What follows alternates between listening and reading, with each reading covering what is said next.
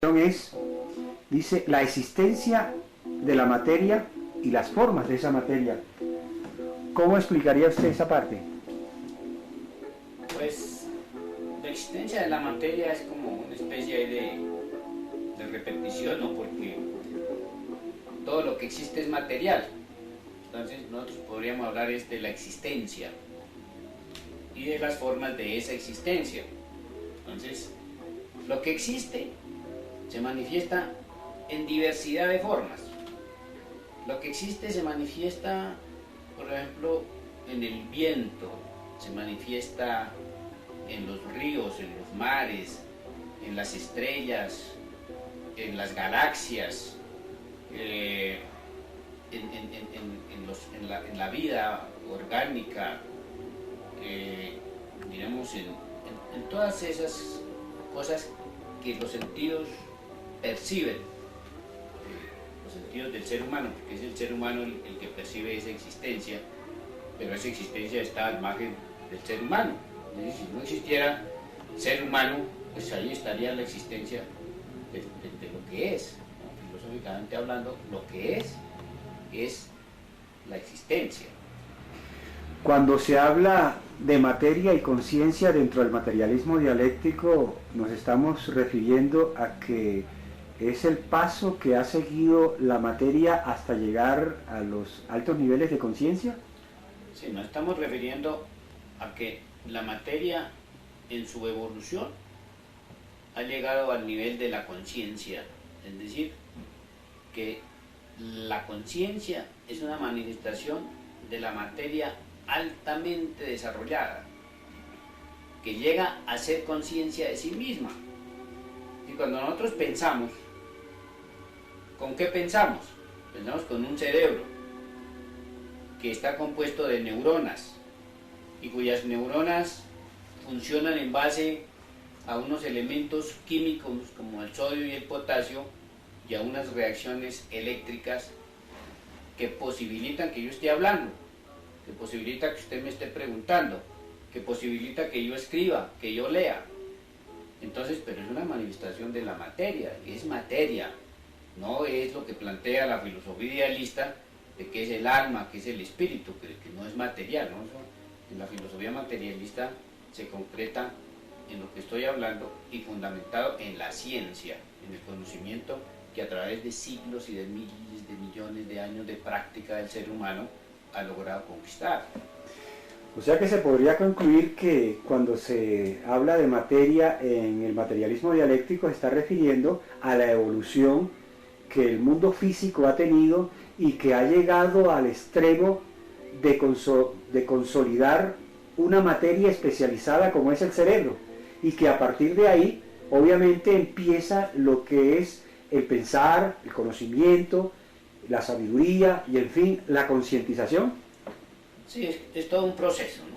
Que, fijémonos que, y además que se da en el planeta Tierra, pues hasta ahora lo conocido ha sido en el planeta Tierra, podrá darse en otros planetas, en otras instancias del universo, pero lo que conocemos es aquí, que ha tenido una evolución que conocemos fácilmente, a través del estudio, de los estudios científicos de la evolución de la humanidad, podemos, y de la materia del planeta Tierra, que comenzó siendo una masa incandescente que se fue enfriando y dentro de la cual aparecieron los gérmenes de vida más elementales, que después fueron conduciendo a formas más organizadas hasta llegar a la conciencia. Ahí nos estamos refiriendo, ¿no?, a que la conciencia es el más alto nivel de desarrollo en esa evolución material.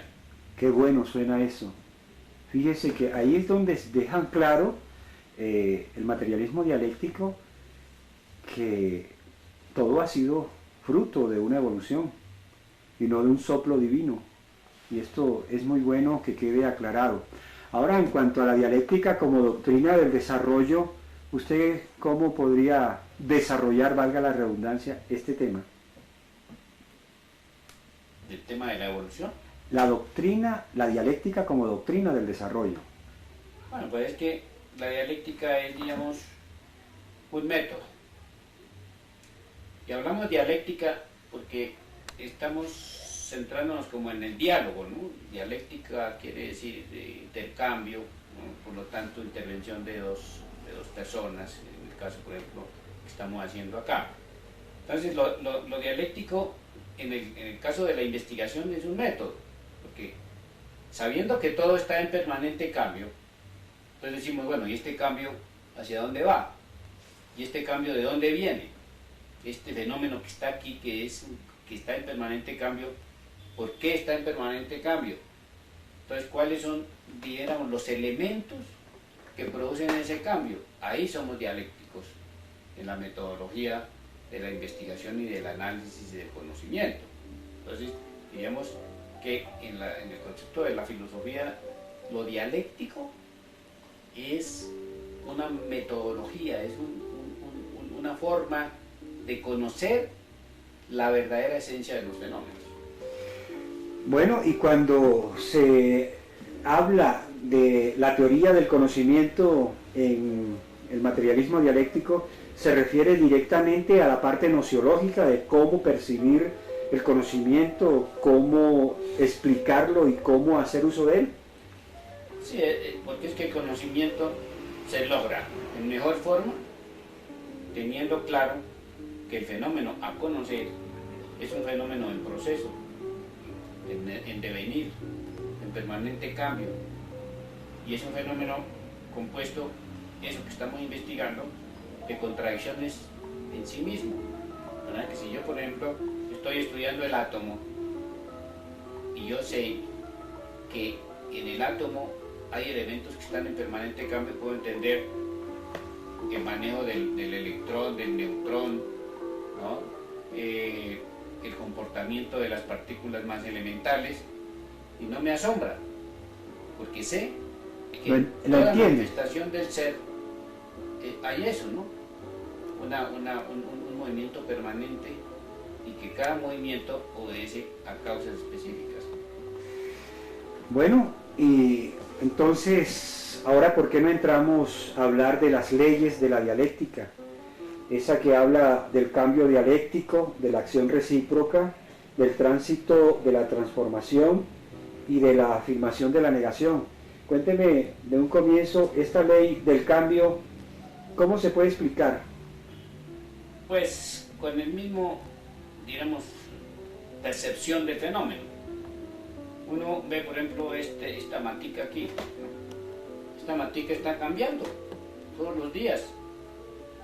¿Y cambia por qué? Porque tiene agua, porque tiene tierra. Entonces yo observo que ese fenómeno planta, que además tiene un nombre, pues cambia. De manera que yo llego al concepto de que todo cambia porque observo en la práctica esos cambios. Entonces no. Pero si yo no observo y percibo qué es ese fenómeno, pues sencillamente lo veo, pero no lo analizo, no lo conozco. Y esta otra ley de la acción recíproca. Ahora, de la acción recíproca es cuando un fenómeno tiene que ver con otro fenómeno. Entonces, por ejemplo, volviendo al caso de la planta, hay una acción recíproca entre la composición de la planta, sus elementos que componen la raíz, el tallo, las hojas, ¿no? Y la tierra en la que está sembrada. Entonces hay una relación entre la tierra que le aporta a la planta nutrientes, su alimento, sí. ¿Cómo no? Y también con el agua, porque si no la proveemos de agua, pues la matica morirá, se secará. Entonces hay una interrelación entre varios aspectos de la materia que está ahí en movimiento. Y esta ley del tránsito de la transformación es complementaria a las otras dos. Sí, claro. Por ejemplo, esta plantica es producto de ¿qué? De la semilla. Esto no había, la semilla no es la planta, ¿no? Pero en la semilla está la planta. Entonces en su proceso de desarrollo se va convirtiendo en hojas, en tallos, en raíces. Es decir, esa es la transformación que va recibiendo. Entonces hay unas transformaciones que las tenemos que ubicar en la lo que se llama los cambios cuantitativos y los cambios cualitativos. Entonces, un fenómeno va creciendo, y en ese crecimiento va dando lugar a otro fenómeno. Cuando se produce el otro fenómeno, hemos dicho, hay un cambio cualitativo. Por ejemplo, en el caso de la planta, el cambio cualitativo está entre la semilla y la planta como tal. Entonces, la semilla era algo pequeñito que se sembró, y al desarrollarse con los nutrientes que le da la tierra y el agua, pues va dando un cambio que ya es cualitativo. La planta es muy diferente a la semilla. Bueno, y ya por último, esta ley también denominada la afirmación de la negación, que es exactamente lo que se refiere a la negación de la negación en la dialéctica materialista, ¿cómo habría que explicarla? Bueno, lo explicamos de la misma manera, ¿no? Es decir, la semilla está ahí, ese, diríamos, es la tesis, el fenómeno para su estudio, ¿no? Lo presentamos aquí como un fenómeno A. La premisa. Sí. Entonces, la sembramos y en su germinación se niega a sí mismo, entonces ya la planta no es semilla, ¿no? Entonces la niega. O sea, negar es como reemplazarla. Sí, es decir, trascenderla. Trascenderla, exactamente. Estamos hablando de trascenderlo. Entonces la planta ya es planta. La semilla pasó a la historia y esta es planta. Ahora, la planta tiene un proceso de desarrollo y morirá, pero da semillas. Entonces esa nueva semilla sería la negación de la negación, porque la planta era la negación de esta semilla, y la semilla que da esta planta niega a la planta de la cual surge. Bueno, o sea así que... en un proceso continuo de evolución, dialéctico. Sí, o sea que en términos más coloquiales podría decir que la trascendencia de la semilla a planta y posteriormente de la planta a la semilla es exactamente lo que se refiere a la afirmación de la negación, o sea, la negación de la negación. Claro, la planta niega la semilla de esta planta, y la semilla de esta planta niega. Entonces, como esta es una negación, su semilla es la negación de esa negación, y se convierte en una nueva tesis, en una nueva afirmación, un nuevo fenómeno. Bien, muchísimas gracias, doctor, nuevamente por esa gran colaboración, y esperamos que en la próxima nos siga ayudando para dilucidar las inquietudes de lo que es la dialéctica materialista.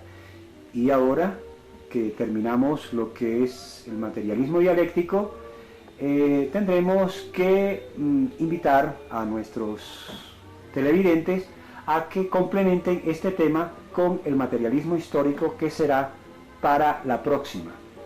Entonces, hablemos, pero será en otra ocasión para complementar estos temas. Condujo J.R. Vélez Jr.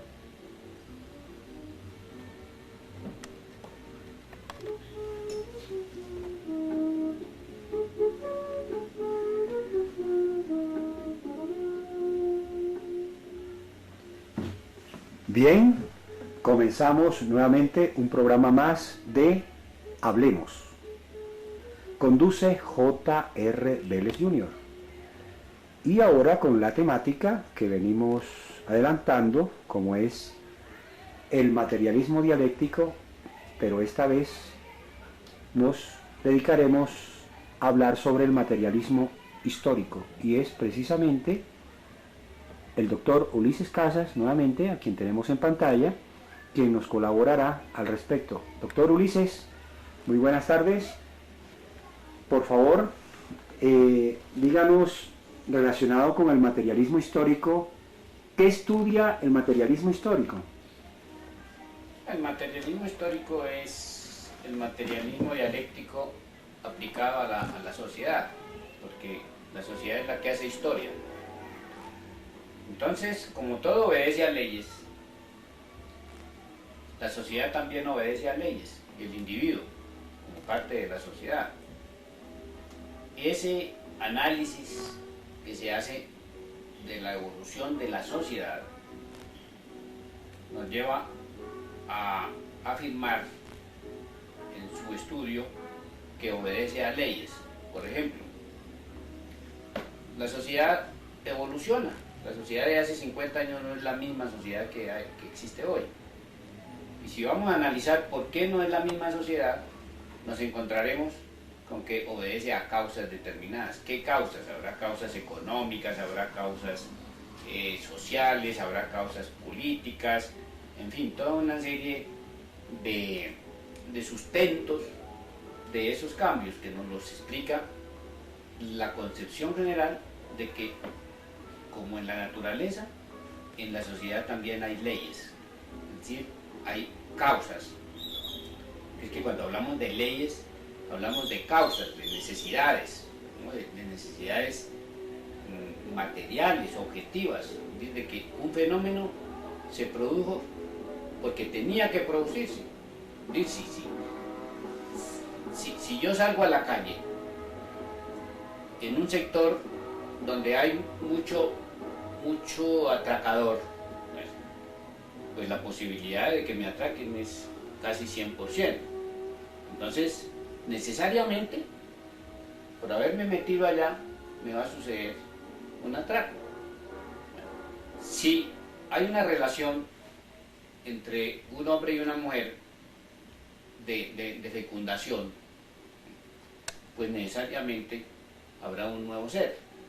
Necesariamente, eso obedece a una ley. Entonces, digamos, esas categorías que hablamos del materialismo dialéctico, causa, efecto, posibilidad, realidad, etcétera, pues también se dan en la sociedad. Ese es el materialismo histórico. Bueno, y cuando el materialismo histórico habla del modo de producción y de las relaciones de producción, ¿a qué es lo que se está refiriendo? Pues se está refiriendo a que en el proceso de desarrollo de la sociedad se van generando estructuras económicas, estructuras materiales, sobre las cuales el individuo vive, existe. Y la existencia del individuo, que es una existencia como otro fenómeno de la naturaleza, pues va intercambiando con la naturaleza, y ese intercambio va produciendo unas estructuras que son las estructuras económicas. Por ejemplo, en un comienzo de la evolución del hombre, el hombre era fundamentalmente instintivo. ¿De qué se alimentaba? De plantas. Se alimentaba de la caza, de la pesca, ya en un proceso más avanzado, pero en un comienzo puramente inicial se alimenta de plantas, de frutos. Entonces, ahí todavía no hay una estructura. El individuo es un animal dentro de ese mundo, dentro de esa naturaleza. Entonces, igualmente, con el transcurrir del tiempo y como ser vivo diferente a los otros seres, pues va conformando sociedades, ¿no? Y dentro de esa existencialidad va armando estructuras. Entonces ya será sedentario y comenzará a cultivar la tierra. Ya el cultivo de la tierra y su acción forma una estructura sobre la cual vive el grupo humano.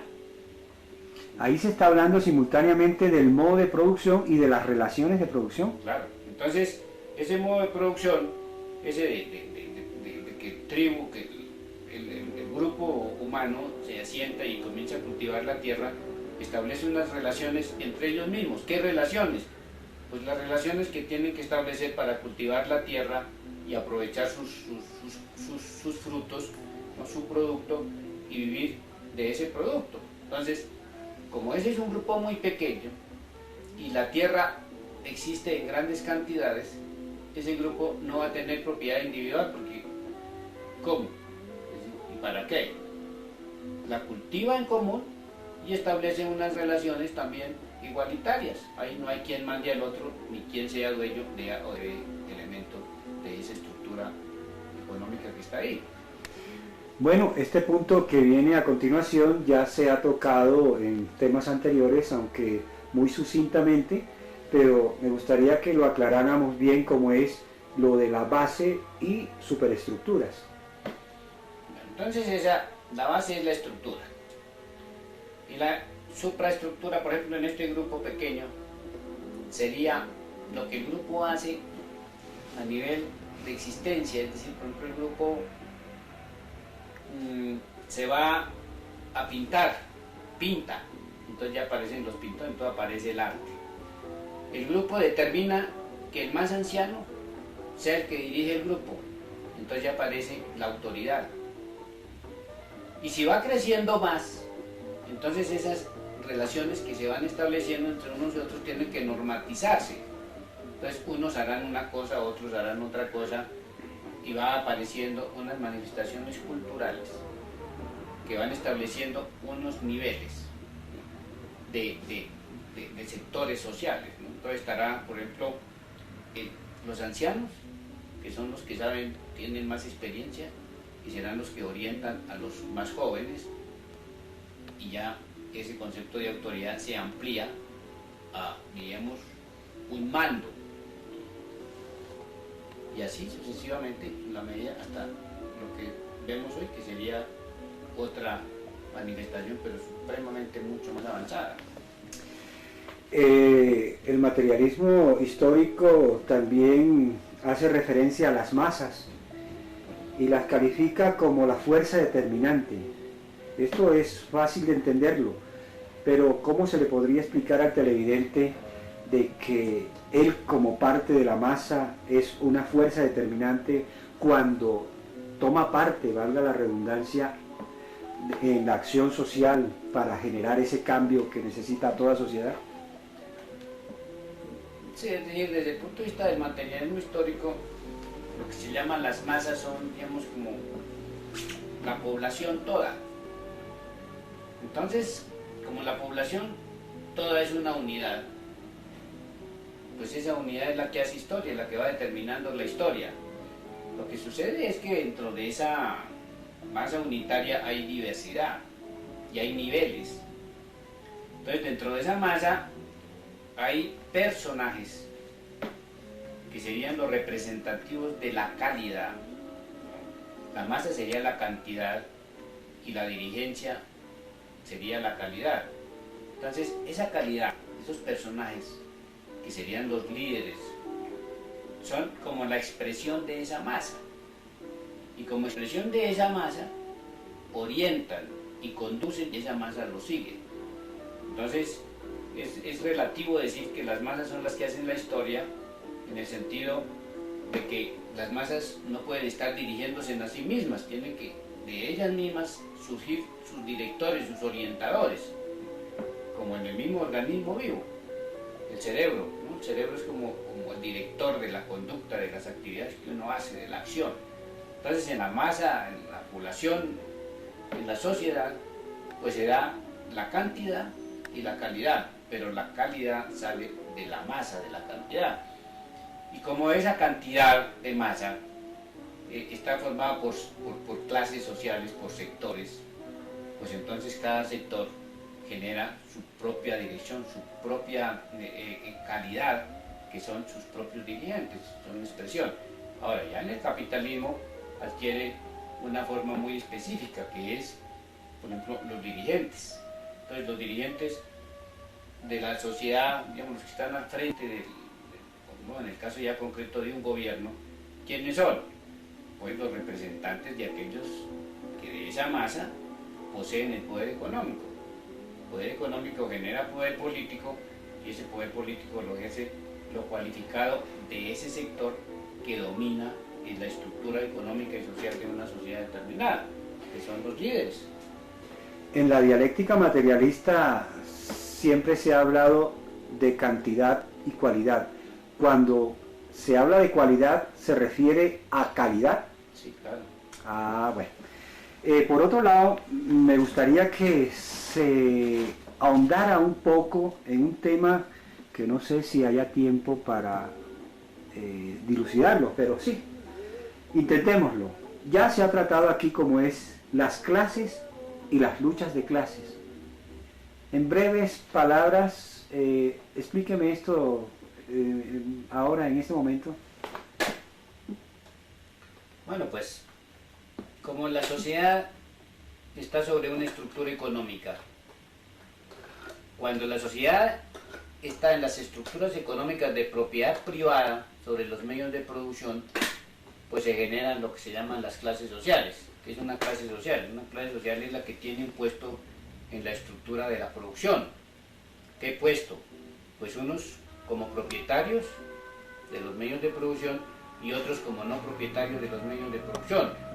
Entonces los propietarios de los medios de producción son los que manejan la economía y los no propietarios de esos medios de producción son los que manejan esos medios de producción pero a servicio del propietario de los medios de producción. Entonces ahí se forman esas dos clases fundamentales, pero eso es en las sociedades de propiedad privada.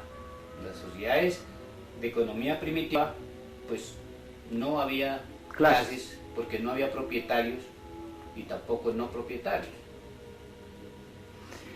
O sea que las clases en una sociedad deben ser únicamente dos, o puede haber una clase intermedia o clase sándwich, como se acostumbra a decir. No, en esencia no. En esencia están los que tienen y los que no tienen medios de producción. Porque por ejemplo el que tiene una casa, pero no tiene más, tiene que trabajar, pues ese no tiene medios de producción, porque una casa de su vivienda no hay ningún medio de producción. Pero los que tienen en sus manos los medios de producción y lo que significa o surge de esos medios de producción, pues esos son, diríamos, los propietarios reales de medios de producción. Los demás no, los demás pueden ser empleados. Lo que pasa es que dentro del capitalismo hay unos sectores medios, ¿no?, que piensan que porque están en una posición más o menos favorable, son parecidos a los que tienen los medios de producción, pero eso es una ilusión de los sectores medios. En última instancia el personaje no tiene medios de producción, de manera que si pierde el empleo, pues también puede perder la casa porque con qué la paga. O sea que aquí tendríamos que recordarle a los televidentes que esto de las clases y de la lucha de clases no se daría en un socialismo cuando no existen clases. ¿O esto únicamente se presenta en un régimen capitalista? En un régimen de propiedad privada sobre los medios de producción, en el esclavismo, en el feudalismo. Entonces se generan los que tienen y los que no tienen, fundamentalmente. Y esa es la división de la sociedad en clases, de los que tienen y de los que no tienen. Ahora, hay una lucha, pues diríamos, formal, esencial, ¿no?, que se manifiesta de diversas formas. Unas veces, bueno, sobre todo en el capitalismo es donde más se manifiesta, pero también se manifestó en las otras sociedades, pero en forma diferente, porque las estructuras son diferentes y por lo tanto generan diversidad de formas de la lucha entre esas clases, pero es una lucha por su mejoramiento material.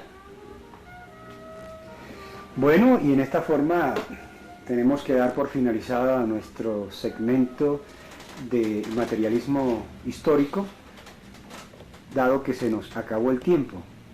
Esperamos que les haya agradado este tema, y al doctor Ulises Casas, quien nos colabora, muchísimas gracias nuevamente, y esperamos contar con su presencia en la próxima. Por el momento despedimos el programa Hablemos, que condujo J.R. Vélez Jr. Hasta la próxima.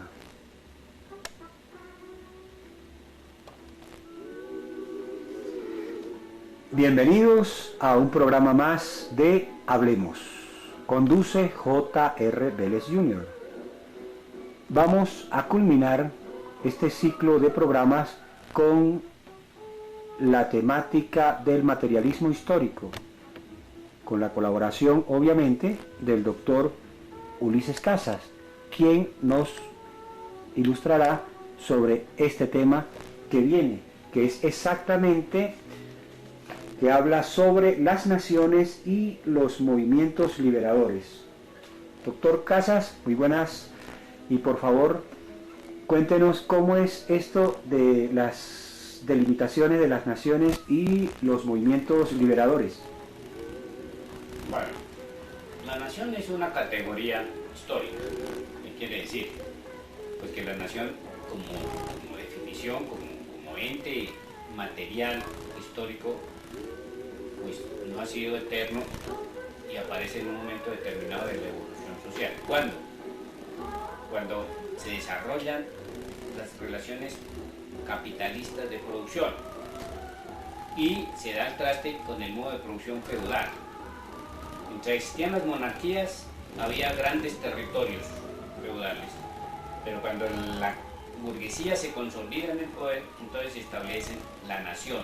La nación, como categoría histórico-política, es un territorio delimitado dentro del cual una población que tiene producción similar, costumbres similares, idioma igual, se constituye en un ente independiente de otro que tiene otras características. Esa es la nación, pero corresponde al desarrollo del modo de producción capitalista.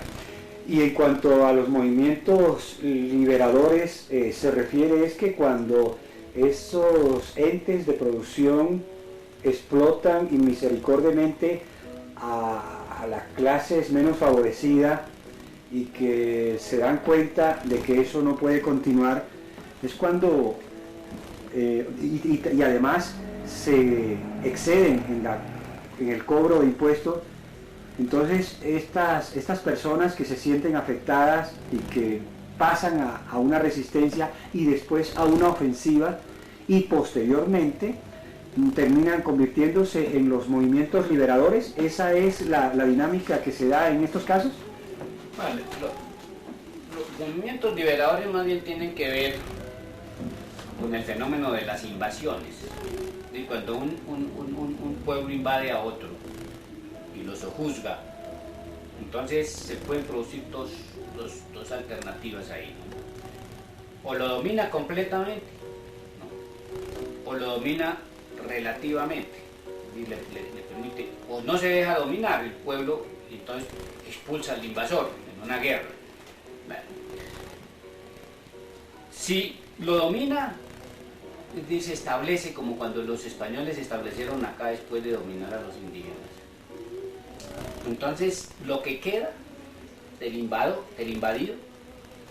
comienza a generar una resistencia, y esa resistencia va creciendo con el tiempo y con el desarrollo de su propia sociedad. Y cuando ya tiene una fuerza, se convierte en un movimiento liberador, es decir, de enfrentamiento contra el invasor para expulsar al invasor. Entonces, ahí es cuando adquiere, diríamos, sentido el hablar de movimientos de liberación, ¿no? Cuando ya hay una fuerza que enfrentó al invasor y lo expulsa y termina liberándose de ese dominio de un invasor, de un extraño, de un cuerpo extraño a esa sociedad. Es como cuando un virus nos ataca. Entonces el organismo comienza a dar su resistencia a ese virus y posteriormente ese mismo organismo expulsa, lo liquida, a menos que el virus lo liquide el organismo. También puede ser eso. Bueno, y ahora cuando la dialéctica materialista habla del Estado, ¿es un Estado de una concepción especial o es un Estado general, como el común y corriente? Bueno, cuando hablamos filosóficamente de un Estado es de la situación de un objeto, ¿no? Por ejemplo, el estado de esta planta. No, me refiero al Estado, político. Entonces es una estructura que implica instituciones, que implica normas de convivencia, reglas de conducta, es decir, toda una estructura que maneja las relaciones sociales entre los que componen esa nación o ese grupo social o esa sociedad. Entonces ese Estado implica tener una materialidad que está constituida. ¿Por qué? Pues por los elementos sobre los cuales ese Estado funciona. ¿Y qué funciona dentro del Estado? Son los funcionarios, las personas, ¿no? quienes gobiernan. Entonces el Estado es un conjunto de estructuras materiales y de estructuras humanas, que son las estructuras humanas, son los políticos, los dirigentes en esa sociedad. Pero cuando el materialismo histórico en particular habla de Estado, se refiere a un Estado sui generis planteado directamente por el materialismo dialéctico, o se está refiriendo al Estado anacrónico ese que conocemos. No, se refiere a toda clase de Estado. Lo que pasa es que el materialismo histórico concibe al Estado como un reflejo de la evolución de las sociedades. Entonces, por ejemplo, no podemos hablar del Estado griego, ¿no? Sino más bien de la civilización griega. Estamos hablando, por ejemplo, del Imperio Romano, ¿no? Y estamos hablando del Estado moderno, de las naciones modernas, que es también diferente a todas esas otras manifestaciones de desarrollo de la sociedad, tanto de su estructura material como de su estructura social y política. Hablemos un poco de lo que es la conciencia social y su papel. Bueno, ya lo que llamamos conciencia social sería la percepción de que en lo social existen contradicciones. Cuando hablamos conciencia es conocimiento y social pues conocimiento de esa sociedad, y eso genera unas reacciones en los grupos que componen esa sociedad y en los dirigentes o en lo más significativo y representativo de esos sectores o grupos sociales que componen la generalidad de la sociedad. Entonces, es decir, conciencia social es conocimiento del fenómeno social, y el fenómeno social es una contradicción, es una unidad de contrarios, como vemos esto desde el punto de vista del concepto filosófico y del materialismo histórico. Cuando habla de el papel de la conciencia social, me imagino que también implica lo que es la lucha en sí para conseguir los cambios que se esperan en cuanto a revoluciones sociales. Sí, es decir, la conciencia social tenemos que definirla como ese conocimiento que se tiene, pero lo tienen, como son diversos sectores sociales los que componen la sociedad. Entonces cada uno de estos sectores tiene un criterio sobre la composición social. Por ejemplo, en la sociedad capitalista, los que dominan, es decir, la burguesía, tiene un concepto de la sociedad muy diferente al que tiene el que no es burgués. ¿Cuál es el concepto social que tienen los burgueses? Pues de que hay pobres, pero que los pobres son porque no se mueven, porque son perezosos, porque no tienen la dinámica, etcétera, etcétera. Y el concepto o conciencia social que tienen los sectores dominados es de que esos ricos son malos, que son explotadores, gente, en fin, ¿no? Que hay que cambiarlos, que hay que cambiar esta situación.